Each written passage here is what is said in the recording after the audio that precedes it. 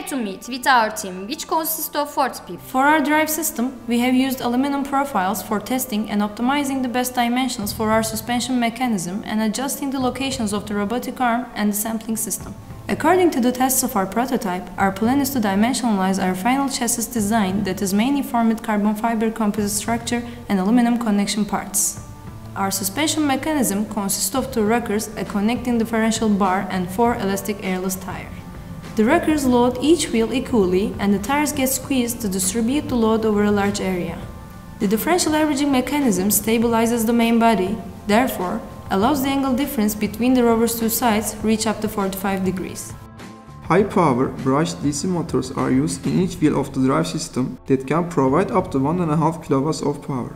To perform sensitive maneuvers and tank turns, speed control of the motors are accomplished by quadrature encoders. Moreover, tandem motors, powerful and competition-proven Tolen SAX motor drivers are used. Motor drivers perform speed and position closed-loop control and current limitation by themselves. This year, as a software development team, we are developing software to remotely operate the rover and perform autonomy by using robot operating system. For autonomous traversal task, we are using a state machine algorithm which allows the vehicle to switch between navigation to waypoints and locate the tennis ball.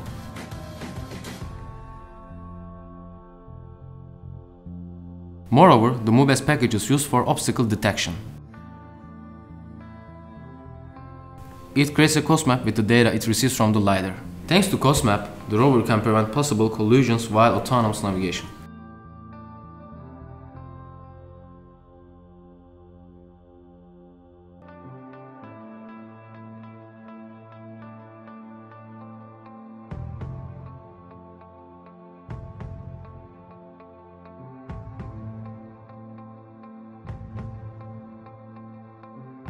In addition to that, OpenCV library is chosen for detection of the tennis ball with adjusting the significant parameters, which depends on both shape and color functions. Furthermore, our user interface provides communication with ROS by any device connected to the network. Our 6-axis robotic arm was inspired by the human arm. Range of the arm is 130 cm and it can lift up to 5 kg of payload. Each axis has an aluminum housing which consists of a VMG mechanism driven by a brushed DC motor. These housings with carbon fiber tubes form the structure of the robotic arm.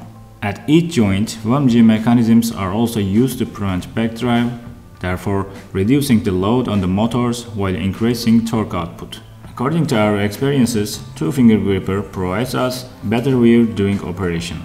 Handling increased by the rubber inside fingers.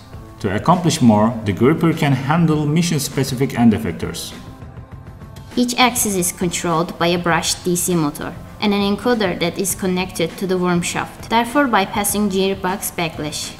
With the self-locking of the worm gear mechanism, the arm can store the last position information for further use. In each axis, encoders are connected to the individual motor driver for local closed-loop position control. We are using a user-friendly robotic arm control software which is called MoveIt. Robotic arm's end effector or gripper can follow a trajectory by the help of inverse kinematics. Forward kinematics is a backup plan against any package breakdown. Every command will be sent to each axis separately. We have a small robotic arm model which has the mimics of the movements, so the user gets a better intuition. For science mission, we aim to design a compact science laboratory that includes sampling system combined with comprehensive scientific instruments. Our investigation starts with using IP cameras and onboard spectrometers that will help us to estimate about possible ancient life by geological observations. We designed a visible NAR reflectance spectrometer to obtain mineralogical content. Also, our Raman spectrometer can obtain detailed information about inorganic and organic compounds even without sampling. For further analysis, IT Rover Science Laboratory is able to collect samples from 4 different sampling sites by using 4 separate augers and sample holders to avoid any contamination. After sampling, soil is dissolved in distilled water for further environmental, calorimetric and biochemical analysis.